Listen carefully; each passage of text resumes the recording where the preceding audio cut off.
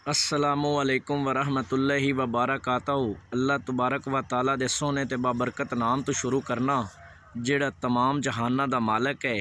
ते मेरे दोस्तों ते भाईओ, की हाल चाल है तुहाडा। मैं उम्मीद करना कि तुसी मेरे सारे भाई मेरे दोस्त ठीक होवोगे ते अल्लाह तबारक व ताला तुहाडे ते हज़ारां नेमतां ते बरकतां दा नज़ूल अता फरमाए। तो मेरे दोस्तों ते भाईओ, जिहड़ी अज दी कहानी है वो बिल्कुल ही मुख्तसर है, छोटी जी है।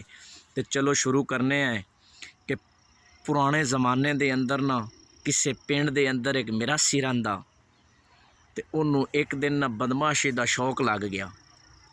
जदों उन्होंने बदमाशी का शौक लग पिया ना तो उन्हें सोचा क्यों ना किसी पिंड वाले बंदे तू एक घोड़ी मंग लेना तो दूसरे बंदे तू कोई बंदूक ले लेना तो बदमाशी शुरू कर देना। जदों उन्हें सोचा ना तो पिंड वाले एक बंदे दे कोल गया तो उन्होंने आखदा भाई जी कि मैनू 2 दिन ना थोड़ी घोड़ी चाहिए, मैं सवारी करनी है। वो बंदा आंदा चलो ठीक है ले ला। वो बंदा उन्होंने घोड़ी दे दिंदा है तो पिंड वाले एक होर बंदे कोलों मिरासी जांदा है तो जाके उन्होंने आंदा है कि मैनू तेरी ना 2 दिन बंदूक चाहिए। वो आंदा की करनी, बस वो कहता मैनू ज़रूरत है। वो जिमीदार बंदा उन्होंने दे दिंदा है कि मिरासी की करनी है, घर रख लवेगा।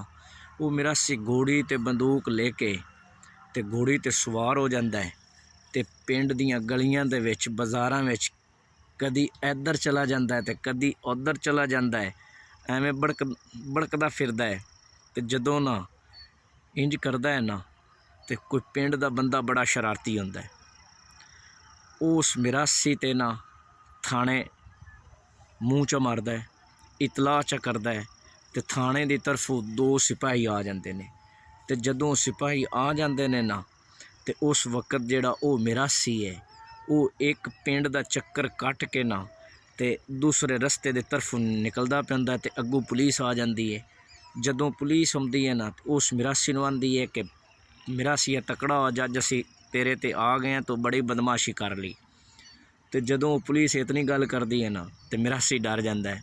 तो ना तो उन्होंने बंदूक चलावन का पता होंदा है तो ना ही उन्होंने घोड़ी दौड़ावन का पता होंदा है। तो वो कोशिश करता है लेकिन वो ना ही बंदूक चला सकता ना ही घोड़ी नूं दौड़ा सकता है। वो पुलिस करीब आ जाती। जदों पुलिस करीब आ जाती है ना तो मिरासी की करता है, मिरासी नूं बड़ी घबराहट होंदी है, बड़ी परेशानी होंदी है। तो वो घोड़ी तो लैके दौड़ना शुरू कर दिंदा है तो बंदूक भी सुट दिंदा है। जदों बंदूक सुट दिंदा है ना तो उस तो बाद जिहड़े पुलिस वाले ने वो जनाब मिरासी नूं पकड़ लैंदे ने।